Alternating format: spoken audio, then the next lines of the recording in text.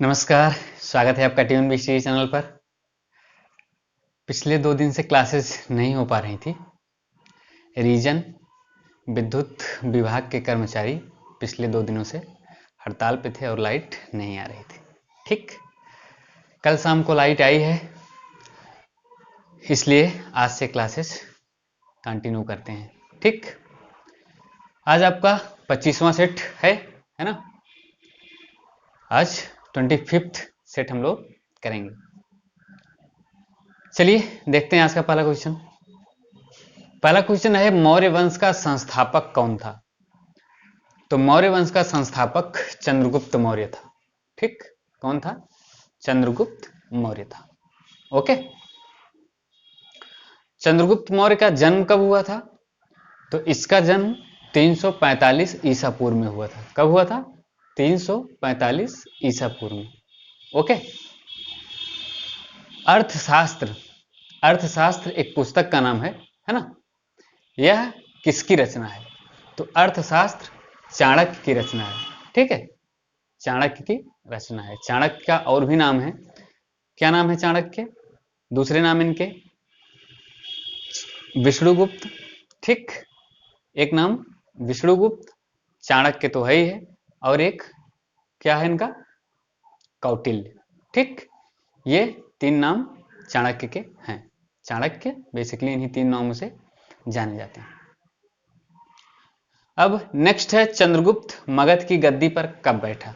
ठीक है, तो 345 ईसा पूर्व में चंद्रगुप्त मौर्य का जन्म हुआ था और चंद्रगुप्त मौर्य मगध की गद्दी पर 322 ईसा पूर्व में बैठा। कब बैठा? 322 ईसा पूर्व में। ओके, मौर्य वंश की मुद्रा का क्या नाम था? है ना, जैसे आज भारत में रुपया चलता है, उस समय कौन सी मुद्रा चला करती थी? तो उस मुद्रा का नाम था पण। है ना, ये क्वेश्चन कई बार पूछा गया है, बहुत इंपॉर्टेंट क्वेश्चन है। मौर्य वंश की मुद्रा या मौर्य काल के समय में जो मुद्रा चलती थी उसका क्या नाम था? तो उसका नाम था पण। ठीक है, नेक्स्ट है, सुदर्शन झील का निर्माण किसने करवाया? तो सुदर्शन झील का निर्माण चंद्रगुप्त मौर्य ने करवाया था। ठीक है, ये कहाँ पे? गुजरात में। इस झील का निर्माण चंद्रगुप्त मौर्य ने करवाया था। ठीक है, चंद्रगुप्त ने जैन धर्म की दीक्षा किससे ली थी?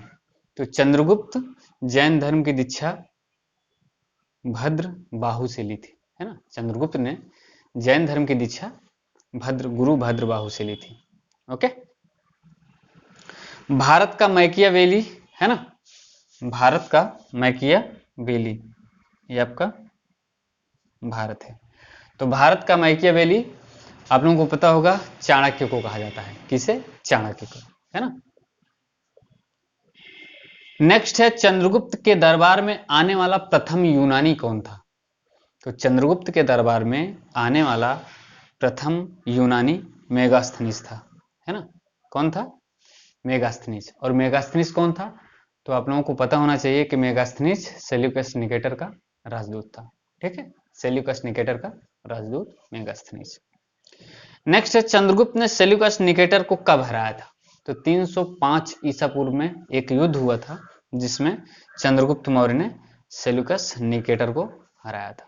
ठीक है, बेसिकली सेल्यूकस निकेटर पहले सिकंदर का सेनापति हुआ करता था, लेकिन 323 ईसा पूर्व में सिकंदर की मृत्यु होने के बाद में, है ना, यह राजा बना था। ठीक है, कौन? Seleucus Nicator. नेक्स्ट है, चंद्रगुप्त की मृत्यु कब हुई? तो चंद्रगुप्त की मृत्यु जो थी वह 298 ईसा पूर्व में हुई।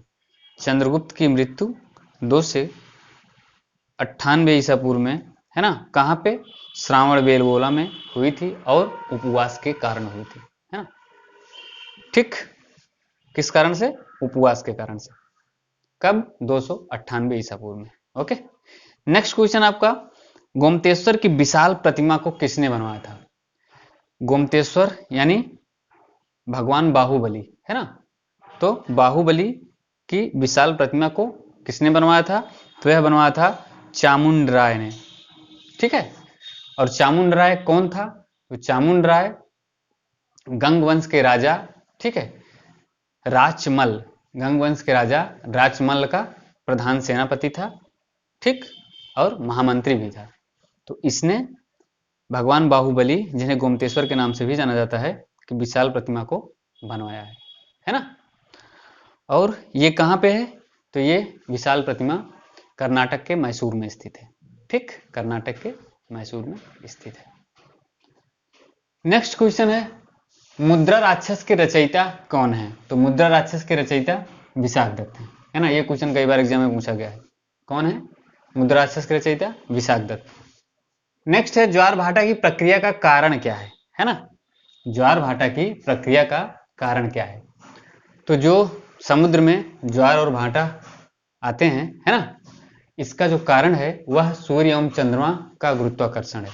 ठीक, सूर्य और चंद्रमा के गुरुत्वाकर्षण के कारण ही समुद्र में ज्वार भाटा आते हैं, है ना। अब अगला क्वेश्चन है, सूर्य की अपेक्षा चंद्रमा का ज्वार उत्पादक बल कितना होता है? तो सूर्य की अपेक्षा चंद्रमा का ज्वार उत्पादक बल 2 गुना होता है। ठीक है, कितना? 2 गुना। इसका कारण क्या है? कारण यह है कि चंद्रमा पृथ्वी के नजदीक है और सूर्य पृथ्वी से अधिक दूरी पर स्थित है ना। इसी वजह से चंद्रमा के कारण, है ना, ज्यादा गुरुत्वाकर्षण लगता है और सूर्य से कम गुरुत्वाकर्षण लगता है ना। अब नेक्स्ट क्वेश्चन है, उच्च ज्वार उत्पन्न होता है। तो उच्च ज्वार जो है वो कब उत्पन्न होता है? वह अमावस्या एवं पूर्णिमा को होता है। ठीक है, अमावस्या एवं पूर्णिमा को उच्च ज्वार आता है, मतलब ज्वार जो आता है बहुत ऊंचाई तक उठता है। रीजन क्या है उसका? रीजन ये है कि इस दिन सूर्य, चंद्रमा और पृथ्वी एक सीध में होते हैं। ठीक है, सूर्य, चंद्रमा और पृथ्वी एक सीध में होते हैं, है ना। इसी कारण इस दिन जो है अमावस्या और पूर्णिमा को उच्च ज्वार आता है ना। ठीक, नेक्स्ट क्वेश्चन क्या है, निम्न ज्वार उत्पन्न होता है किस दिन? तो दोनों पक्षों की सप्तमी या अष्टमी को, है ना, दोनों पक्षों की सप्तमी या फिर अष्टमी को। अब पक्ष क्या होता है? पक्ष मतलब क्या होता है? 15 दिन। ठीक है, 15 दिन को एक पक्ष बोला जाता है। तो एक महीने में 30 दिन होते हैं, तो 2 पक्ष का मतलब, है ना, एक महीने में 30 दिन हुए तो कितने पक्ष हुए? 2 पक्ष हुए एक महीने में। ठीक है, तो पहले पक्ष मतलब पहले 15 दिन में जो सप्तमी या अष्टमी आती है उस दिन को, या फिर दूसरे 15 दिन में जो सप्तमी या अष्टमी आती है उस दिन को। ठीक है, क्या होता है? निम्न ज्वार उत्पन्न होता है। ठीक, निम्न ज्वार उत्पन्न होता है। और इसका कारण क्या होता है? कारण यह है कि दोनों पक्षों की सप्तमी या अष्टमी को सूर्य और चंद्रमा पृथ्वी के केंद्र से समकोण बनाते हैं तथा सूर्य एवं चंद्रमा एक दूसरे के आकर्षण बल को संतुलित करने के चक्कर में प्रभावहीन हो जाते हैं, जिस वजह से गुरुत्वाकर्षण शून्य हो जाता है दोनों का, और उस दिन निम्न ज्वार उत्पन्न होता है। ठीक, नेक्स्ट क्वेश्चन क्या है, दो ज्वारों के बीच समयांतराल कितना होता है? तो 12 घंटे 26 मिनट, है ना।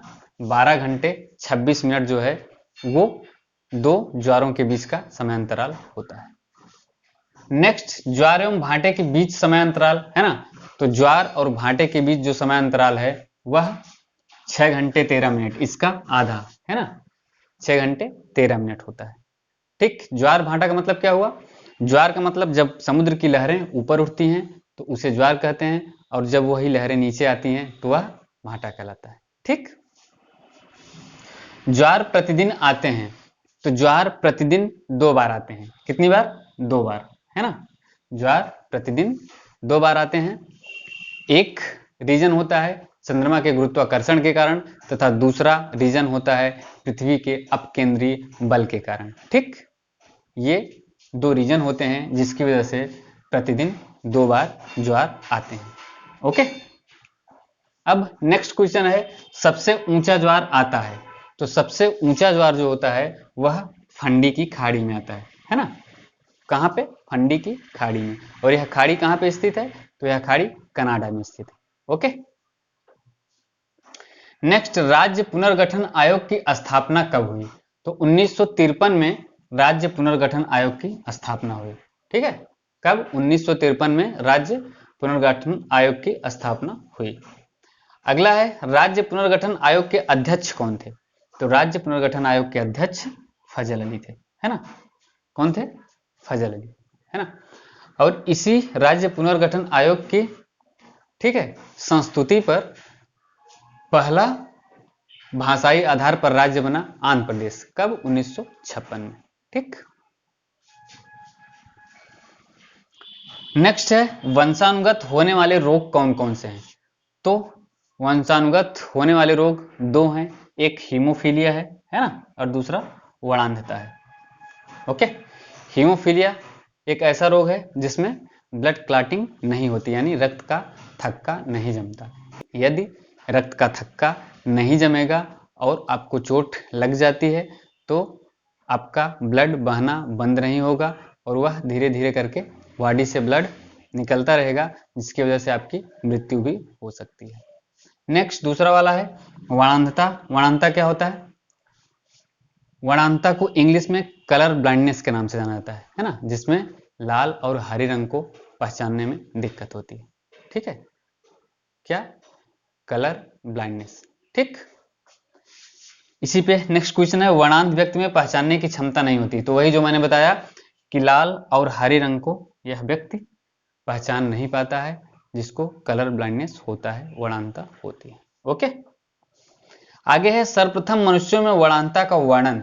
तो मनुष्यों में सर्वप्रथम वर्णांधता का जो वर्णन है वह हिरनर ने किया था। ठीक है, कब किया था? 1876 ईस्वी में हिरनर ने किया था।